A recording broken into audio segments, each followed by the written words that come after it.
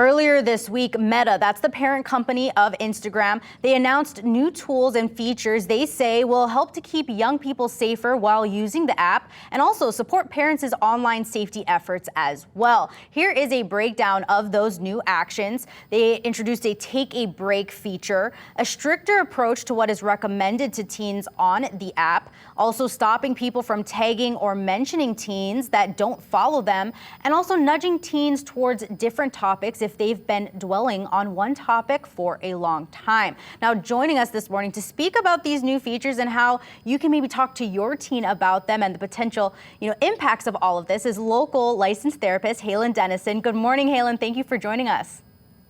Good morning. Thanks so much for having me. And, all these new features, they're, of course, out there now and parents can utilize them. How would you tell parents to go about doing that if they've never implemented something like this before? Right. I think that it's really important that as soon as you get your child or teen, a phone, that those boundaries should be set up in the very beginning. Of course, it's always difficult or more difficult to unlearn, but, allowing that teenager to know what are the times that you're allowed to be on your phone. It's important for the parents to know already about how long is their teen spending time on technology. I know these features specifically, of course, on Instagram, is for those parents. I know you mentioned kind of starting right when you get your kid a phone, but maybe for parents who didn't start right away, how can they maybe introduce that into their lifestyle?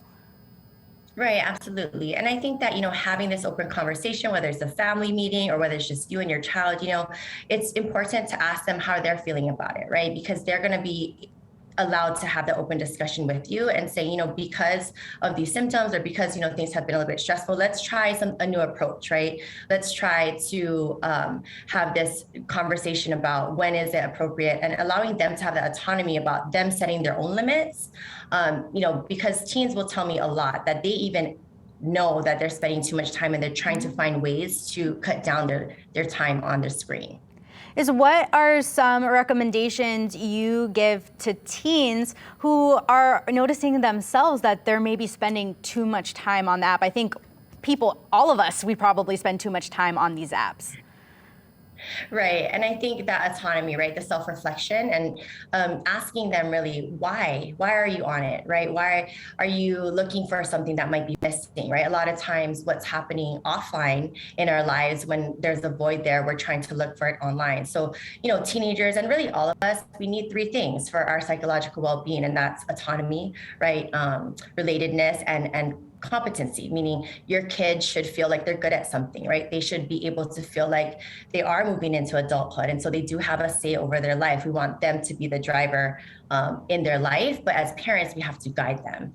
And so it's really important for them to be relatedness, meaning like their friends and peers. It's going to be a super, if not the most important thing in their life during that time. And so for parents to remember how it was, right, at that age, it is very important to be part of, a tribe, part of a group. And so sometimes when we're cutting them off from social media, we don't realize that we are cutting them off from their social support. All great recommendations there from you, Haylin. I guess I have time for one more question. Is taking a look at these features that Meta is putting into place. Do you think overall that this will help as, the conversation on mental health and social media apps, especially with teens, has been very negative lately? Yeah, I think that it's about time that these big tech companies, try to actually seriously consider mental health professionals and experts. And I think that, yes, it can help.